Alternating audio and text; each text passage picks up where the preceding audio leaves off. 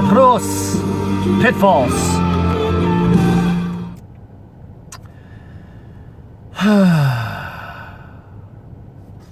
Hold on a second.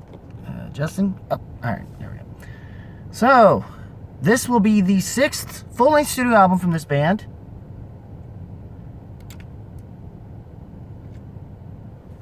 And, yeah. Kind of sort of was wanting to see where they were going to go next. I heard the singles initially on first listen. Didn't grab me. Didn't exactly grab me.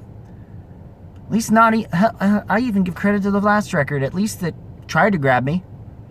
You know? Here's the thing. This is their first album. They started off. The origins mostly are through the fact that frontman... Hold on a second. That frontman... I'm going to probably butcher this, by the way.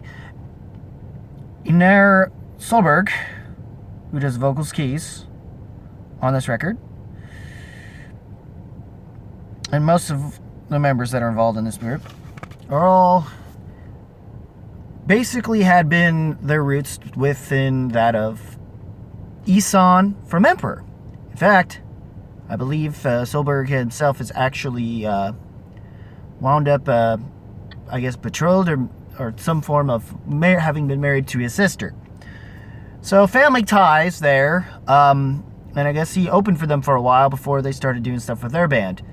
And if you don't know who Isan is, his work with them is mostly known for, with Emperor in particular, shaping I believe, what should be the third wave of black metal, which I think led to a lot of symphonic, possibly atmospheric black metal. Not to the extent that, or ambient black metal, not to the extent that, that led to the things like not to the extent that it led to the black and shoegaze of some acts like Death Heaven. Now, I ain't much for black metal, but there are a few bands that make an exception to having been involved in that by doing some other things besides straight up black. This band is more of a blackened prog metal. It's a start. And mostly through their Aeola, if I'm pronouncing that right, when it came to their demo. And then Tall Poppy, their official full-length studio debut was Tall Poppy Syndrome, which was not bad. Some people probably say it's a more polished Aeola, but I actually prefer it. And it's grown on me a bit. In fact, I'd go from that to the next record, which is it's follow-up album Bilateral, which is a little more, far more experimental and more kind of a mix between the two, I guess, of a record, and it's most people will cite as possibly the best they've ever made. And that might be true, however, that's true to an extent, as their follow-up of Cold just wasn't able to do much anything, but I don't remember too much aside from it kind of still being somewhat black metal or extreme to that extent, but it seems the band has been slowly but surely trying to phase themselves out of even metal, for that matter. Because after this, they kind of stray a little bit away from being black metal and just kind of focusing on being sort of more closer to more traditional progressive metal, or at least having some essence of their music being more closer to being that of what Tool's alt metal sound is, with aspects of Pink Floyd, alt metal sound with aspects of Pink Floyd and King Crimson progressive rock. And to a degree, they did kind of go into that a little bit, though still kind of maintaining some of the more black metal-ish roots. The band has kind of faded away from that, and it seems to have tried to favor more into being, slowly but surely, more into being a progressive rock act, straight up. And it seemed that the one album that transitioned, but still kind of had that certain bite and girth to them, they still kind of go into prog metal, but they're more progressive rock oriented, as opposed to being more like they're more blackened prog roots. But it seems that with the Congregation, though, the album cover still suggests they're more black metal, but it's really the fact that this album that album found a way to be them finally coming more so into their own, even before having been stripped down in comparison to previous releases. This next the follow-up, Melina, that I had reviewed, I wasn't feeling it in comparison. Now, I was feeling it as an album, at least. I did like the lead single, which, to me, at least, I liked it from the first listen, and it was something I kind of did like from what I've gathered from having listened to The Congregation, which honestly was my cherry popping moment for this band. Up until I then eventually started listening to the previous stuff as a preparation for Melina, and the kind of sort of the title track, or at least the final track on the record, just was more just some symphonic thing, and it was kind of meh. The bonus track Root was better and a lot more of what I liked from Congregation of that record. And then we have, well, Pitfalls here.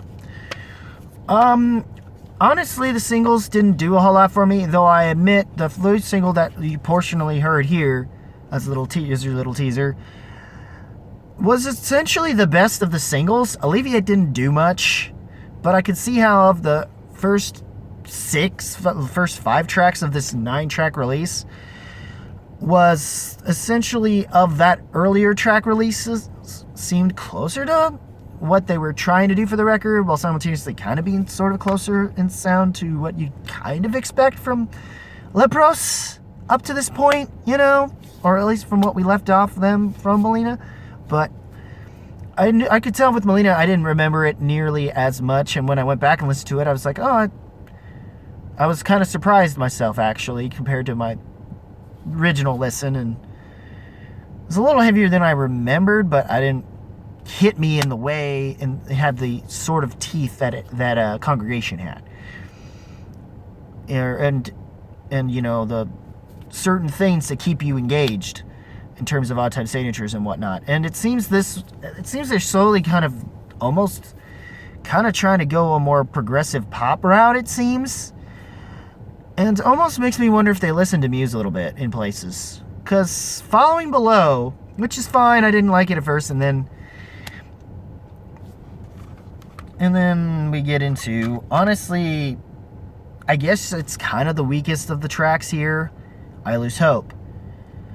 Not that it doesn't have some interesting things, and it's definitely, you can tell from the funky bass, which is something I know they've never really tackled in their previous releases. And I guess they have some genty-ish moments without necessarily going to that route necessarily. And you can tell with this record, as haven't been shown since Congregation, they are definitely more keyboard and vocal heavy, as opposed to the actual instrumentation of the music itself. It's just kind of because of Solberg, I guess. But his delivery, like in Below, is what kind of keeps the thing going. And you do get these weird synth things, and that one has a weirder synth thing. And then, I mean, By My Throne kind of does, but I like those synths better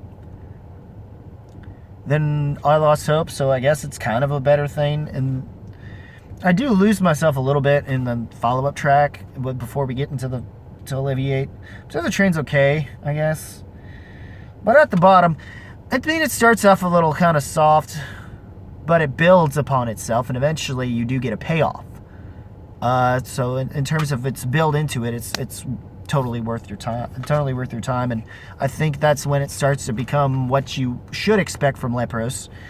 But eventually, and then Distant Bells kind of does sort of a similar thing, though. So Foreigners, just straight out the gate, you're already interested in what it sounds like, and you're already kind of more classic Leprous right there. And then the final track, The Sky is Red, which is fine as well. It's actually not bad either. And then it kind of does this weird thing where they try to go compositionally like a weird psychological thriller score, which isn't surprising given the lyrical content of it is very, and most of this is very somewhat cynical and dealing with some form of psychological warping of the mind of some sort, or at least the pitfalls of the mind, I guess you would say. I don't know if they were inspired by The Shining, maybe? I'm a little about that myself, but anyway. This is like with the way this chooses to end with the sky is red again, uncontrollable impulses coming my way, stripped of all logic sense. My head feels so dense, falling down an endless shaft.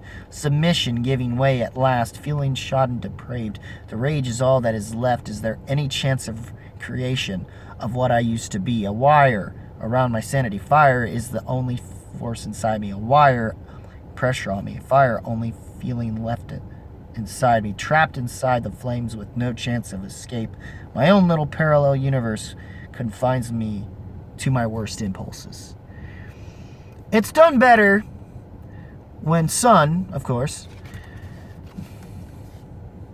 and eventually it gets to that point where it starts where it seems like you're getting the post-credits scene thing with it, and you're getting these within the composition with these sort of Gregorian-ish chants, mostly female vocals, Gregorian chants, and certain things with the synth, and then it kind of goes sort of industrial and gets heavy. Eventually it seems like guitars, and I think it's more distorted bass, and then I think guitars do come in. Eventually it just kind of just fades out from it. And it's kind of even weird when I go back to Below. The way that song starts, it feels like it kind of does sort of leave off from it, but it doesn't hit as well. And those tracks are definitely a little more sombering, trying to go atmospheric, and it's just kind of slightly feeling of low, and I guess the latter 4 tracks kind of build up to something trying to be more.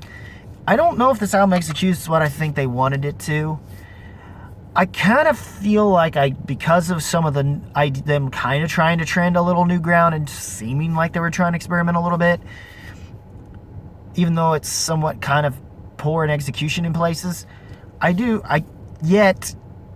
find myself somewhat, at least within the first listen, I kind of gravitated myself a little more towards it compared to Melina, but I'm not even sure about that within my second listen, but I can't necessarily say this is a bad album, and I don't think they've ever really made a bad album. I can understand the feeling of disappointment for most people, somewhat myself included, I guess, but then again, from where I left off from Melina, I wasn't expecting too much from this record, even because I wasn't feeling much from the singles themselves, I'm not as disappointed as some other people who might have had higher expectation for this record. And it's really more this, but yet I feel like it wants to be more this, I guess, more of a thumbs up for me. I guess because it seems like it's some step up, but I feel like they need to just go back to kind of what they were doing with Congregation, and then with that they had done with Congregation, and maybe flirt with some of the ideas they were doing here, and maybe they might make a better record. But then again, I can understand if it somewhat winds up coming across as like a lesser than bilateral, if that's the case. So, if they did do that, but I'd say I don't know if I could say I enjoyed this or the Opeth record more, but I guess I could say the Opeth record, but I don't know. But all I can say is that with this record, it doesn't do enough for me to not say that I would rather recommend Congregation, and that especially with the price, and then even their first 2 albums of Tall Poppy Seed Syndrome and them over this record. A couple tracks are interesting. I guess At the Bottom's build up is interesting. It's more the last 4 tracks. A certain extent of Letting Below kind of grow on you. I guess By the Throne is kind of one of the better first tracks. But overall, it's whatever in comparison to their previous works. I wouldn't necessarily say it's a good, that as far as an album's concerned as a whole, this would be the best start. Like, I just go off the recommendations I said earlier, and that's where you should start. But what did you guys think of Leprous PITFALLS? Leave a comment below, let me know. Also hit that, if you kind of liked what I had to say in this review, you know, hit that like button on this video. Also hit the subscribe if you want to see more of my content. Hit that subscribe button. Also click that notification bell to make sure you see more of my content. Link in the description below to my Facebook page. Like and follow me there. Oh yeah, and I forgot I had my hat today. Dagnabbit. Even when I have it, I forget it. I'm sorry, guys. I'm sorry. Well, act like I did have it.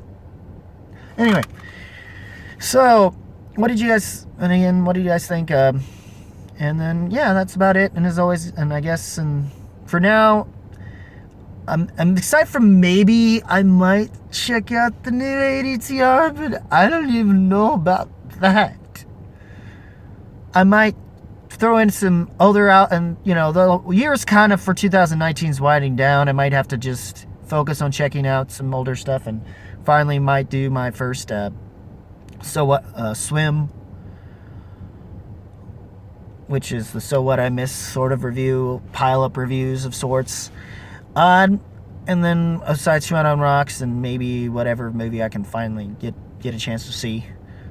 But that's about it. Nothing else going on, just winding things down for the year. And yeah, I guess this is the last, technically might be the last newer, we're on close to time frame release that I can kind of think of that's of interest to me right now. Because it seems the year has spiked the best already within the middle, more so within the middle of the year, or at least by the point of August, and then I think it started to wind down a little bit in terms of releases for me. And that's kind of it. I don't know if I'm going to really expect to kind of put this on my year-end list, unfortunately, compared to what I would have preferred for Congregation. But anyways, that's it, guys. As always, keep it random, keep it real, keep it rocking, and I'll see you in the next video. Take care, y'all.